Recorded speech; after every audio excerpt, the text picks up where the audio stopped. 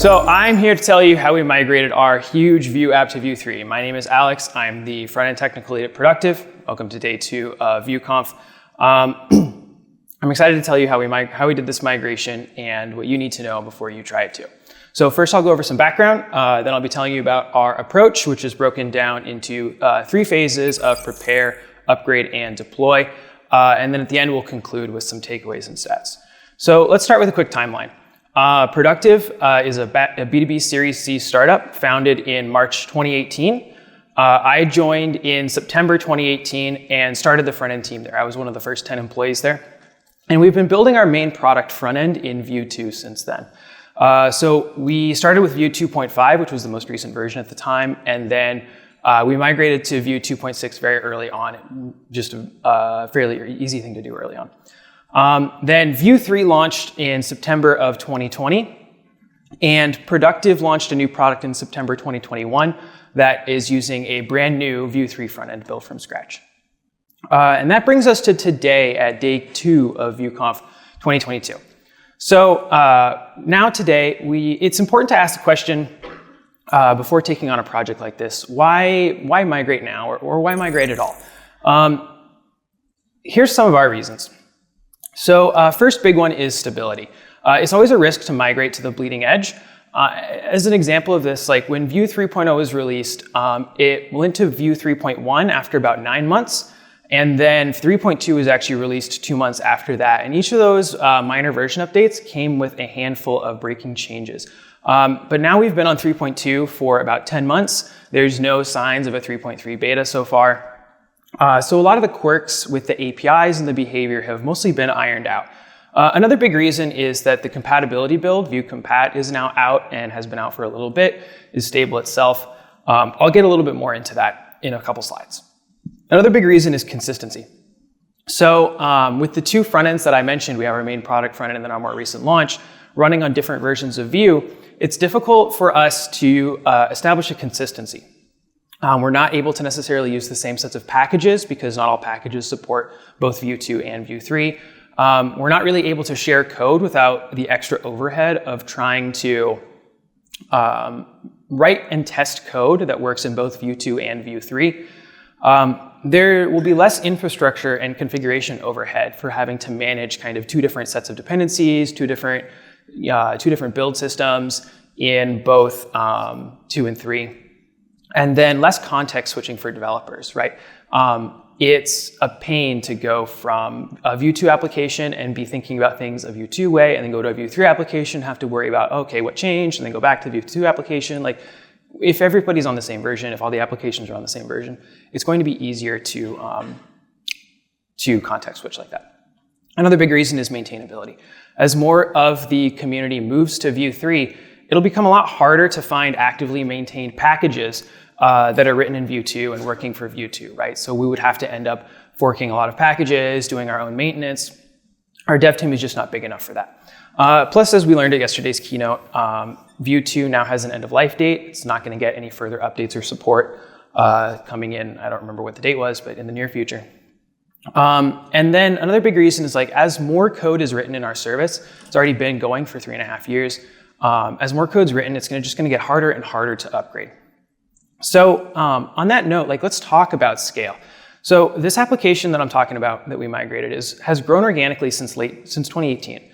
We migrated the service to a monorepo with the rest of our code base in late 2019, which is when this chart starts. You can see the blue line here is the service lines of code, and then the red line is actually the test lines of code. So you can see that they both climb pretty high up to 2,000 lines, pretty close to 2,000 lines of code.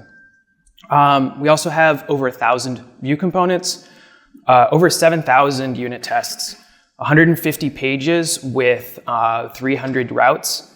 And the application provides dashboards, charts, reports, workflows, and settings for about 1,000 weekly users. And a number that's not on this slide, but there's been about 15 to 20 contributors over time to this service, with about 5 to 6 for any one period of time. Let's talk about kind of what technologies we're using in this app. So out of all these technologies, like, I want you to take a moment to look and guess which ones of these are we not actually using. I'll give you a moment to kind of like look at these and figure out what the icons are. But if y'all got to guess, It's just these ones. These are the only three we're not using. So we are using Sass and single file components and mixed JavaScript, TypeScript, and composition API, and render functions. In terms of tooling, we're using a custom Webpack 4 config. We're using a custom Jest config. We're not using Vite. We're not using vtest. It's fully client-side, no server-side rendering at all.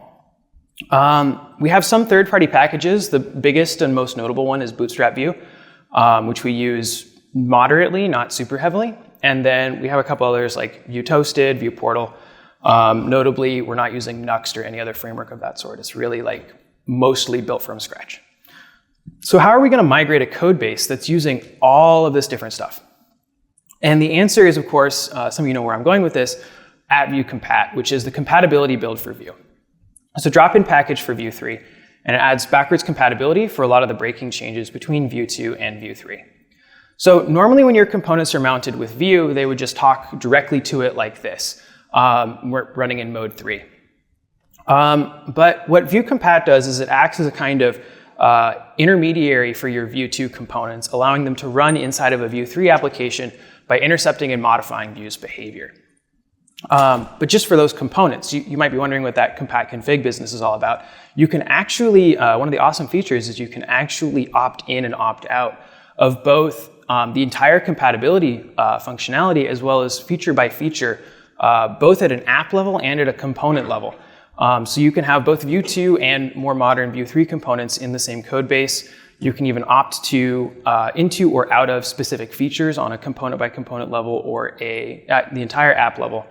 And then each time a deprecated feature is used, Vue will actually emit a warning that you can kind of track and monitor, and so you can see like where all of the places that you still need to fix are.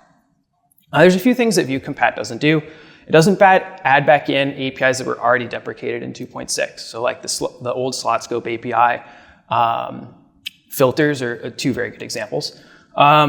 It doesn't replace any internal APIs. If you're relying on stuff that was never strictly meant to be public, there's a very good chance that it will break because the internals of Vue have been basically entirely rewritten. And it doesn't support IE11 still. Sorry, IE11. So now that we know how Vue compat works, how are we actually going to use it to upgrade our app? So, we broke this down into 3 phases. So we have a prepare phase where we will prepare the Vue 2 code base. We have an upgrade phase where we'll actually install Vue 3 and get it working. And then lastly, we have a deploy. So let's go through prepare first. The goal of the prepare phase is to remove as many obstacles as possible while still on Vue 2. So each of these changes, you should really like merge them into your master branch, put them through your normal checks, deploy them to production. You want to do as much as possible before you actually like make the large plunge of upgrading to Vue 3 and trying to get that working, because that's going to be a massive effort. One of the big first steps in this preparation phase is looking at your dependencies, looking at your third-party packages that you're using. So I've broken them down into 3 groups, which we'll go through now. So the first group, Group A, this is anything that can be pre-migrated in Vue 2. These are things that are going to be cross-compatible with Vue 2 and Vue 3, or things that you can just outright replace that you don't need anymore or that don't need to be involved with Vue in any way, or that you can write your own wrapper on top of. Some examples from our code base are things like Vue Sanitize, which we were using to sanitize some HTML input. Like you can just replace that with some Lodash functions. Vue Clipboard 3, which we're using for like copying and pasting to the clipboard. It's compatible with both versions. Or even our friends at Sentry, the Sentry Vue package is cross-compatible between 2 and 3. So these are good examples of things in Group A where you don't really need to worry about them. The next set of packages in Group B, you have to worry about a little bit more. These are packages that have a Vue 3 version, but it's a separate Vue 2 and Vue 3 version. You have like a major change upgrade. There's a clear upgrade path. It declares its compat config already and is ready to kind of be used in the compatibility build. It's ready to be used with Vue 3, but you're going to have to kind of make an upgrade to that package after you have already installed Vue 3. You can't do it beforehand. So some examples of this, we have a lot of these in our code base. Some very obvious examples are like Vuex and Vue Router. Both of these have major version upgrades that can't be done on Vue 2. Stuff like Portal Vue, which has a kind of like nearly released Vue 3.0, nearly released and mostly undocumented Vue 3.0 version. and view toastification, which we're using for toasts and has a v1 and a v2 that are fairly straightforward to migrate. The last set of packages in group C are the ones that are going to require view compat. And these are the most, this is the most risk that you're going to go through, right? So these packages are either too large or too deeply integrated into your code base to replace outright. They don't have a Vue 3 version. There's no Vue 3 version on the roadmap. There's no drop-in replacement either. So it's going to be hard for you to replace these packages, and they aren't going to support Vue 3 natively. It's hard to know if these are going to work without just installing Vue 3 and hoping. So that's why you want to minimize stuff in group C. Stuff in group A or B is much safer, and stuff in group A is, of course, the best. An example of this is Bootstrap Vue for now, and I'll get a little bit more into why that's a for now later. So I'd like to introduce you to your new best friend for doing this preparation phase, which is, of course, ESLint. ESLint Vue is going to be your new best friend. So ESLint plugin Vue comes with rules to detect many of the Vue 3 deprecations that are breaking changes that are not going to work in Vue 3. And a lot of these rules, you can actually enable them while still on Vue 2 and replace them with things that work in both Vue 2 and Vue 3. You can fix them one by one rule at a time, and you can prevent the code base from regressing while your coworkers are still working on their features and their code and doing what they're doing, right? So you can enable these rules, fix all the issues, commit it to master. Now nobody else can make any more violations of these rules, and you don't have to worry about these things anymore. So it streamlines the process greatly. And let's talk about a couple of places, a couple of examples where this can help. So you want to focus on replacing things which are not supported in Vue 3, even with the compatibility build. One example is filters, right? Filters are no longer supported in Vue 3. You can replace them with a globally registered service. This is a fairly easy thing to find and do kind of like a mostly global, or find and replace here. Another good example is the old slot scope syntax on the Vue 2.5 syntax to the new modern slot scope syntax, vslot syntax. Combined VFs and V4s. In Vue 3, the precedence here changed. So instead of the VF coming after the V4, it comes before the V4. You can replace almost all of these with a computed property, which works the same in both versions. Another place that we chose to do ahead of time is declare all of our component event emits up front. So in Vue 3, you have to declare all of your events like you declare your props. You declare data going in, you declare data going out. So this option doesn't have any use in Vue 2 at all, but you can still enable an ESLint rule for it. You can still kind of pre-do a lot of this, a lot of these changes. And ESLint plugin Vue has rules for all of these. Some of them are auto-fixable. Some of them are fixable with suggestions. So ESLint plugin Vue is really going to be your best friend here. Another thing is, don't forget about tests. If you're using Vue test utils or something built on top of Vue test utils, it will need to go through a major version bump as well. VTU 1 only supports Vue 2, and VTU 2 only supports Vue 3. And there's a number of breaking changes between VTU 1 and VTU 2. I'm not going to go through all of them. They're in the documentation. But you want to make sure that you're doing the same process of preparation for your test code as well. If you remember from our slide at the beginning or near the beginning, we had almost one-to-one service code versus test code. So now that you are kind of mostly through the preparation phase and you're ready to upgrade, now that you've prepared your Vue 2 code base, we can move into actually upgrading it to Vue 3. So a little bit about our process here. We chose to do this upgrade on a feature branch, which means that we created a separate Vue 3 branch off of master. And we developed on it parallel to master with regular back merges of master into our feature branch. When you do this, every time that you back merge master into your branch, you have to review all of that code that went into master that's new for anything that you have already changed or fixed, for anything that's not compatible in Vue 2, or that's not compatible in Vue 3. And that's why the preparation is so important, and the ESLint rules to prevent regressions are so important, because you want to minimize the amount of time that you spend doing that. The longer that you have this preview or this feature branch open for, the more back merges you're going to have to do, the more chances there are for code to kind of sneak in. So we want this phase to take as little time as possible to minimize that overhead and minimize that risk. So the first thing we have to do is install Vue compat. You install a few packages. The migration guide for Vue 3 has guides for both Vite and Vue CLI and custom Webpack. So install it according to the guide for your particular tool. The first thing you want to do is just focus on fixing compiler errors. Make sure that you just get something running. It doesn't really matter, it doesn't matter if it's really working or not, but get it compiling, get something shipped to the browser so you can see what you're working with.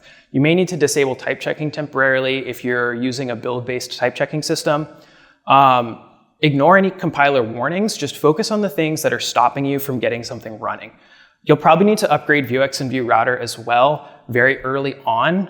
Vuex is very straightforward. There's very little changes between version 3 and version 4, but VueRouter 4 comes with its own handful of breaking changes.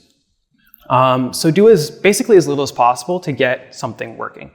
Another note, if you're using a custom Webpack config, you're going to run into some other weird problems. One example is I couldn't get VueLoader to compile my TypeScript components. It was not processing them through TypeScript correctly, and I had to add a dummy test.ts to my TS include, or my TS config file. So stuff like that. If you're using something like Vue CLI or Vite, most of this is going to be managed for you. So if it makes sense for your project, you might consider doing an upgrade of your build tools there before you actually get to this phase. So once I had done this, once I had got something running, I opened my browser and I had my login page, and I was like, okay, cool. This actually looks exactly like what it's supposed to look like.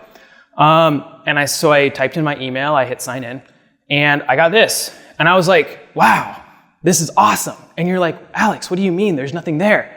Yeah, I don't have to fix auth. This is incredible. People can log in. I didn't have to fix auth at all. That was kind of one of my biggest concerns, is not being able to log into my app, having issues with the login flow. I didn't have to do anything at all, and it worked. That was a great sign for me. So the first thing you want to do after you have gotten something running is get your support working. Re-enable your type checking. If you were using build-based checking, you might want to consider switching to something more modern like Vue.tsc that does command-based type checking that you can include in your CI/CD. Get your test harness working, right? Don't try to fix all of your tests up front if you have 7,000 unit tests, but get them at least running. Get to the point where you can have the opportunity to fix them as you're working on more things. And upgrade ESLint to the Vue 3 rule set. You may have to tweak some rules to change certain deprecations to a warn in the compatibility build. It'll say things like, oh, $listeners is not supported. Great, the compatibility build is patching it. I can turn that one into a warning. I did not do all of this right away, and I regretted it. There were so many, I'll get more into it later, but there were so many tests especially where I came in later and I was like, I could have fixed so many of these along the way. Especially I still haven't even re-enabled type checking. So you're going to go through this cycle for a while after this. The cycle of detect issues, fix the issues, update your tests, repeat. I'll talk a little bit about each of these phases. So for detection, you have a lot of different options. You have Sentry, of course, which we were using pretty actively at Productive. You have automated testing, right? Run all of your automated tests, your integration tests, your end-to-end tests, and see where they're actually failing. And your manual testing, right? You just obviously when I showed the screenshot of my app before, there's nothing there. So, it's a very obvious place to start. And then you're going to want to fix these issues. This is where you're going to find out things like, when you remember the package slide from earlier, your packages in group B that have to be upgraded after you install Vue, this is where you're going to have to probably do those upgrades. Your packages in group C that you're going to have to just kind of hope are working. This is where you're going to find out if they actually work, or if you're going to have to do some other major effort. This is also where you're going to get really familiar with the debugger. You're going to have to get really familiar with the console. Start to I found myself debugging Vue code all the time because I was just I don't understand why this thing is not working. I had to look at my compiled templates. You're just going to have to get very familiar with the debugger.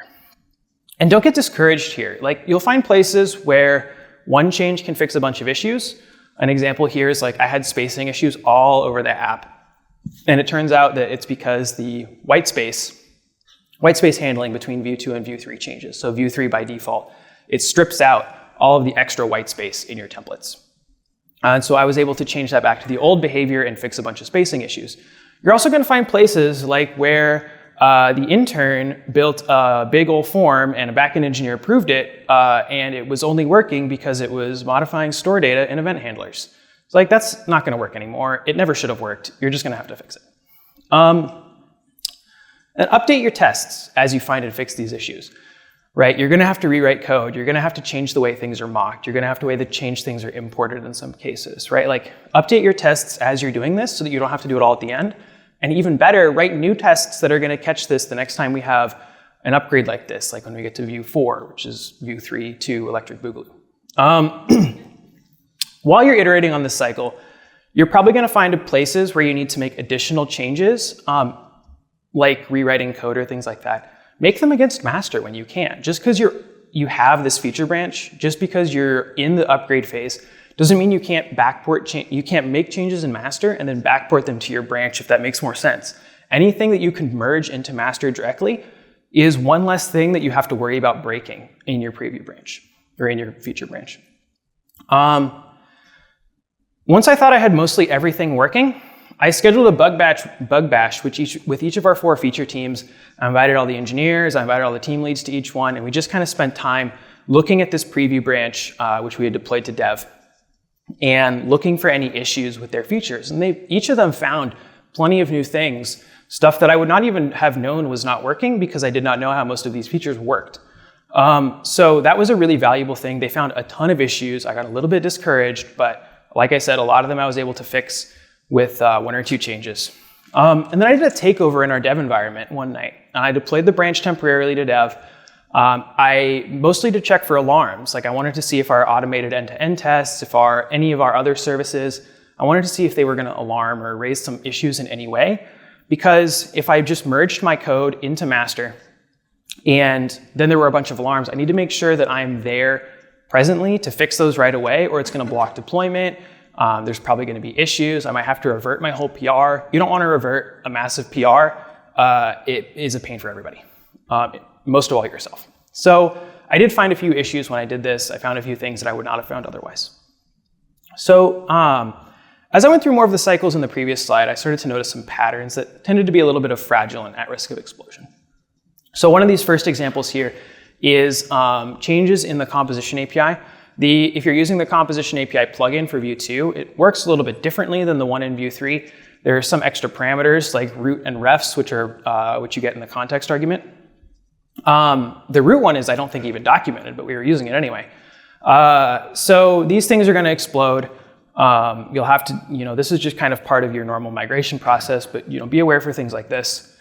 Pay special attention to anything using vue.extend or new view, because that stuff is going to be, in and of itself, it doesn't necessarily not work. An example I have here is this use modal function, which allowed us to kind of imperatively open a modal. This code itself, I think, works, but we were doing a lot of other things around this in terms of like how we mounted it actually and how we unmounted it, how we registered some event handlers.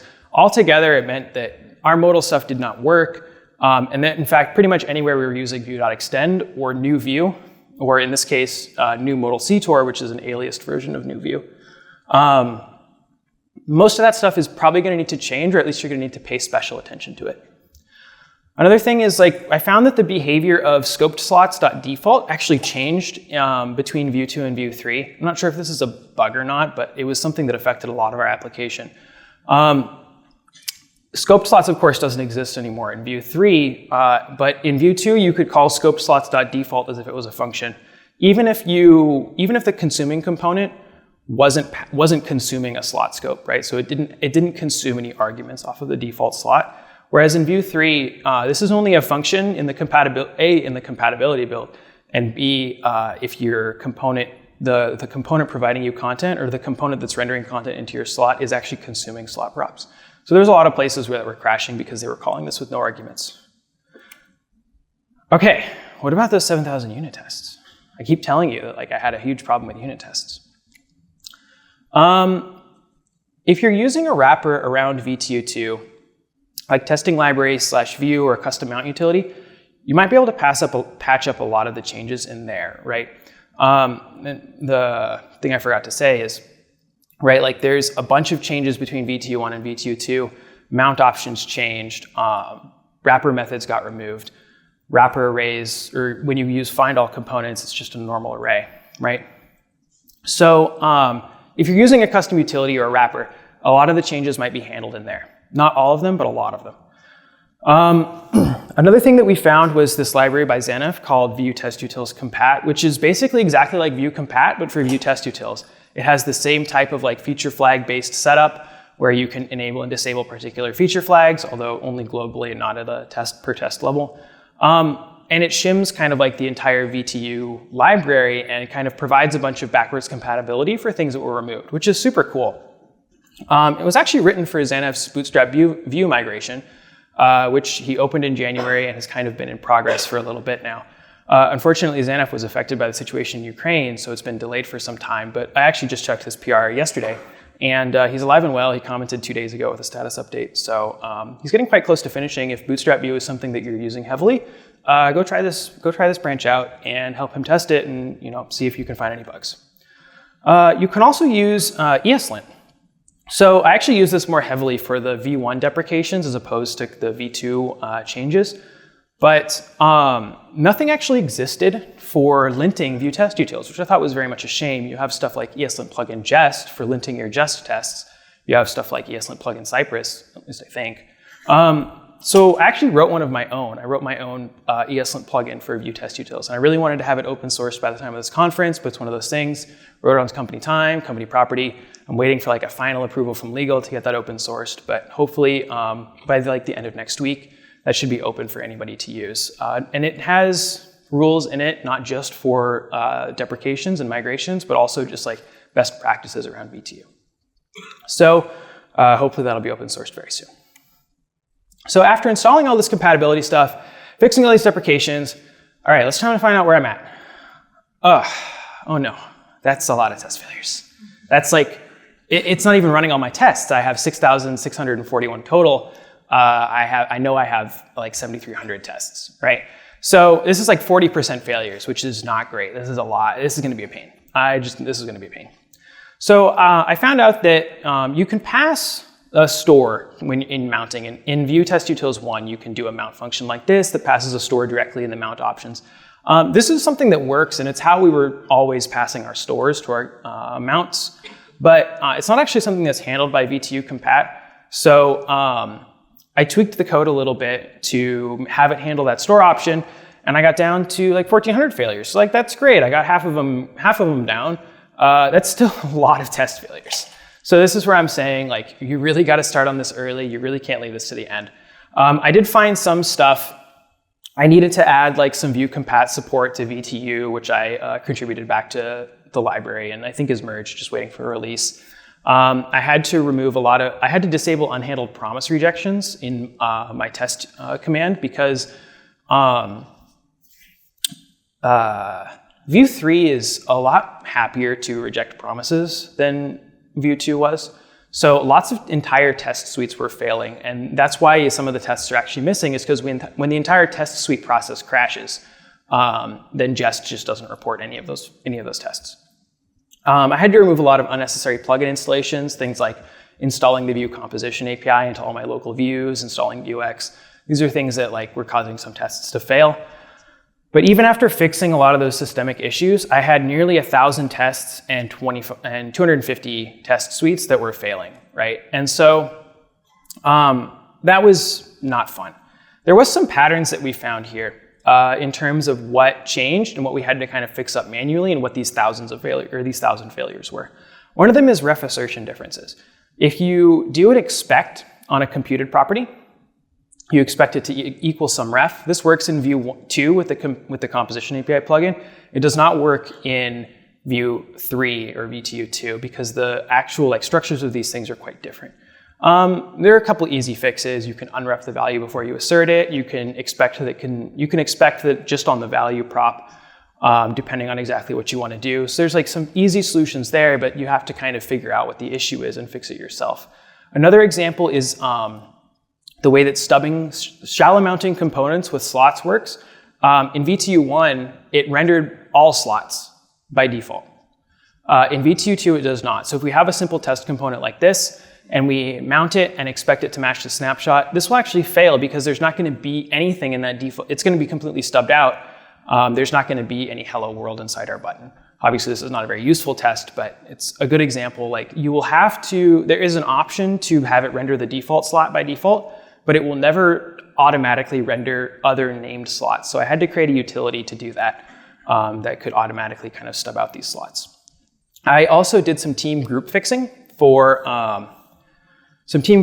to actually go through these and fix them all together, which has helped for information, like socializing the changes as well as like, getting them done faster. So now that you're done with the upgrade, you're ready to deploy. If you have the ability to A/B test, I would seriously recommend you do it. With a migration this big, you are going to have some problems. You are going to break something for someone and you're not going to find it. And that's just the way it's going to be, no matter how good your test suite is. And there's also going to be a long tail of working with the teams to detect and fix and remove those deprecation warnings and slowly migrate off of the compatibility build. But at least you're on Vue 3, assuming you don't have to roll back. Be ready to roll back. Be ready to even revert your merge if you have to. Have a contingency plan for that. But assuming you get everything done and deployed, congratulations. You're on Vue 3. You hopefully didn't break production.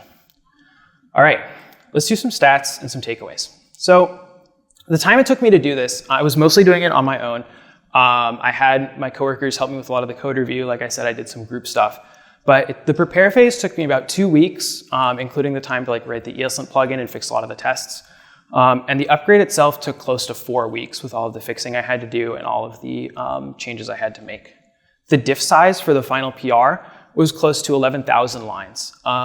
And the number of PRs was about 30 in the prepare phase and about 40 that went into the feature branch. So a couple of things that you can do if you're part of the community and you're trying to help people out with migrations like this. If you're a library author, test your library with a compatibility build. Even if you don't plan to upgrade to Vue 3, install it in a Vue 3 compat build or Vue compat setup and test it to see if it works, right? So at least you can put in your README, hey, I work under Vue compat. I need these compat flags. I put them in my library or whatever. And set your components compat config. If you're a Vue 3 library, you can just put compat config mode 3 in all of your components and it should work under the compatibility build. If it doesn't, then people are going to try to use your library under Vue 3 with a compatibility build. It's going to crash because it's running Vue 2 mode. That's it. So thanks for coming to my talk. Thanks to my coworkers, Andrew and Karen, for their feedback while writing it. If you want to get in touch, I have my GitHub, my LinkedIn. Productive is hiring front-end engineers. So if you want to learn more about what we're doing, what we're building, join the team, see what we're looking for. I've got a link to my careers page here, productive.com/careers. You can come and find me after the show. And I got some resources here, including a link to the slides, bit.ly/slides-vueconf 2022. But yeah, thank you very much. Guys, give a big round of applause for Alex. If you didn't know that was his first talk, would you have believed me? No? Alex, well done. You did an incredibly good job. So for your first talk in front of people, well done. Thank you. Good job. All right. Guys, we're running a little bit over. But if you, and I know this is a very big topic moving from Vue 2 to Vue 3, so I'll take 2 burning questions. So I got the sense, looking at this presentation, that the majority of the effort is almost more on the testing side. Yes, that's absolutely true. Yeah. I think that I probably spent more effort and more time fixing the tests and making sure that all my tests work than actually doing the migration. The compatibility build itself works great. Most of the issues that I have, I was able to fix pretty quickly, but the tests were actually really the significant effort. And I've spent the last week and a half just fixing tests. Fantastic. Isn't it lucky we have a talk about testing a little bit later? There was one more question just at the front here. So you mentioned for Bootstrap Vue, you're using the compat branch. Are you still using that in the prod environment? We actually didn't have to use that branch itself. The tips in that PR were enough to get it working. We weren't using a lot of the Bootstrap Vue components and features. I think if we were using more of it, we would probably have to try to use that branch. But we didn't have to actually use it ourselves. The stuff that we were using worked okay with the compatibility build with a couple of patches that were in the PR that I had to apply. Alex, thank you so much. Let's give him a last round of applause.